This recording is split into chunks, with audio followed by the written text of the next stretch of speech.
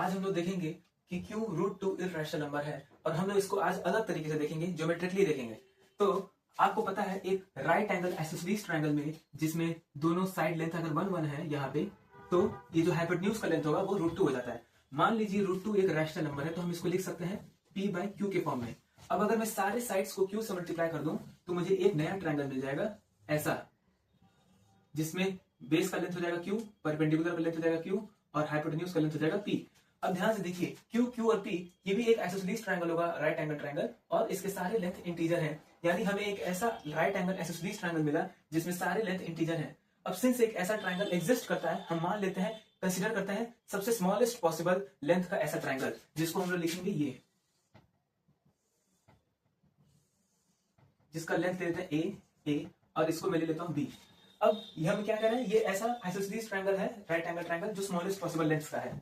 ठीक है, अब मैं क्या करूंगा, यहां से इस पॉइंट ए से मैं एक आर्क ड्रॉ करूंगा रेडियस ए का। तो ये कहां कट करेगा, डी पे अगर कट कर रहा है तो ये लेंथ कितना हो गया, ये लेंथ ए हो गया, और ये लेंथ कितना हो जाएगा बी माइनस ए।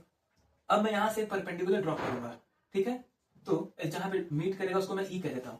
अब एक बार इन दो ट्रायंगल को कंसीडर करिए, ए बी ई और ए ई डी, ये दोनों एंगल राइट एंगल ट्रायंगल है, ये हाइपोटेन्यूज कॉमन है दोनों में, और ये लेंथ ए है और ये लेंथ ए है, यानी कि ये दोनों ट्रायंगल कॉन्ग्रुएंट है। इसका मतलब ये लेंथ बीई जो है डीई के इक्वल होगा। सिमिलरली यहाँ पे ये लेंथ 45 डिग्री था क्योंकि ये राइट आइसोसेलेस ट्रायंगल था, और सिंस ये 45 डिग्री है और ये 90, तो ये भी 45 होगा।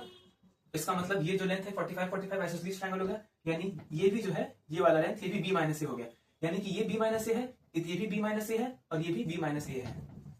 तो अब इस न्यू ट्रायंगल में DEC ये एक आइसोसेलेस ट्रायंगल है और राइट एंगल ट्रायंगल है।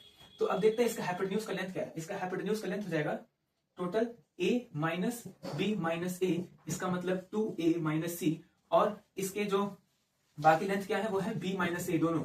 यानी कि ये एक आइसोसेलेस राइट एंगल ट्रायंगल है जिसमें सारे लेंथ इंटीजर हैं। लेकिन और एक और चीज, और ये जो लेंथ है ये A और B से छोटे हैं। इसका मतलब हमें एक ऐसा राइट एंगल ट्रायंगल मिला आइसोसेलेस जो ओरिजिनल ट्रायंगल से छोटे लेंथ का है, मगर हमने अज्यूम किया था ये सबसे स्मॉलेस्ट पॉसिबल है, जिसका मतलब हमें एक कॉन्ट्रडिक्शन मिल गया। इसका मतलब जो हम कह पाए थे कि ऐसा ट्रायंगल एग्जिस्ट करेगा वो गलत है, और हम ये क्यों कह पाए थे, क्योंकि हमने रूट टू को रैशनल माना था। इसका मतलब ये गलत है, रूट टू रैशनल नहीं हो सकता, which implies root two irrational है।